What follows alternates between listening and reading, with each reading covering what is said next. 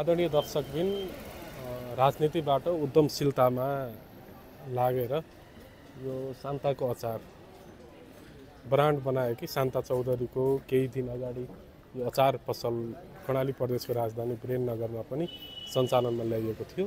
तर यो विडम्बना यो पसल सञ्चालनमा आएको 3-4 दिनमै आज बिहान आगलागी हुँदा धेरै क्षति भएको छ र यो नजिकैको यहाँ देख्न सक्नुहुन्छ शान्ताको अचारको आडैमा एउटा फेन्सी पसल थियो। त्यो फेन्सी पसलबाट लागेको आगो यो दुवै पसलमा क्षति पुगेको छ। मेरो नाम खगिसरा बुढा हो।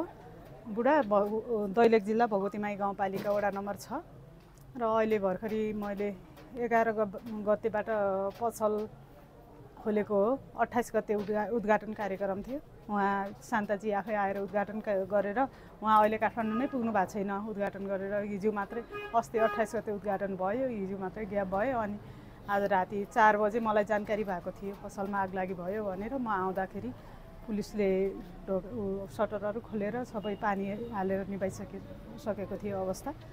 त लगानी अब सामानमा 15 लाखको लगानी छ। अब यो फर्निचरहरू बनाउने डेकोरेसन सबै गरेर 1-1.5 लाख त्यो खर्च भयो गरे। अब सामानको छ, सामानको त अब 15 लाखको सामान छ। दुई पटक आएको गरेर 15 लाखको सामान छ। सबै नष्ट छ। अहिले अब 2-4 कार्टुन तलको हेरेको छैन कस्तो छ। अब माथिको त सबै डढेकै छ। म पनि सङ्घर्ष गर्दै आएको, व्यापार धन्दा पहिला मेरो पनि थियो, सबै बिग्रिएर मेरो बाल्यकाल नै सङ्घर्षमय हो। कहिले मैले सुख पाएको छैन। हरेक काम गर्दाखेरि दुर्घटना मात्रै हुन्छ। अब मैले भने नि 28 गते मात्रै उद्घाटन भएको, 2-4 दिनमै मैले 60-70 हजार व्यापार गरिरहेको थिएँ। व्यापार राम्रै चलिरहेको थियो। यताउताको मान्छेले पनि भन्नु मेरो भाइले हिजो आएर दिदी मैले 3 महिनासम्म एउटा सामान नबेचेर बसेको मान्छे हो, तपाईँले त अहिले नै 2-4 दिनमा यत्रो बेच्नुभयो, व्यापार राम्रो छ भनेर भनिराख्नु भएको थियो। अकस्मात यो घटना गर्दाखेरि मन दुख्यो नै। मैले पनि त्यही नै लेखेर हालेको छु। मेरोमा त यहाँ कुनै सर्ट हुने ठाउँ नै थिएन। मेरो त अब बत्ती चार्जर पनि यहाँ छैन, चार्जर नै हालेको थिएन। त्यसपछि बत्तीहरू सबै अफ गरेर म 7:30 बजे बाहिर बन्द गरेर बाहिर गएको मान्छे हो म।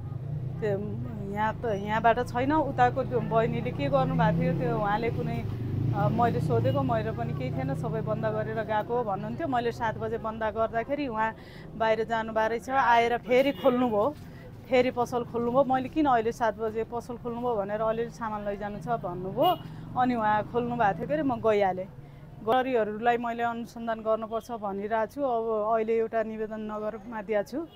अघि बिहान पनि प्रहरीहरूले भन्नुभएको थियो एउटा निवेदन छोड्नु होला भनेर भनिराख्नु भएको थियो। अब त्यसको लागि अब विद्युतमा पनि विद्युतको बिके मान्छेलाई बोलाएर सर्ट भएको हो कि के भएको हो भन्ने छ। अब एउटा अहिले सामाजिक सञ्जालमा हरेक कुरामा पार्टीगतमा पनि जोडिराखेको कुरा छ।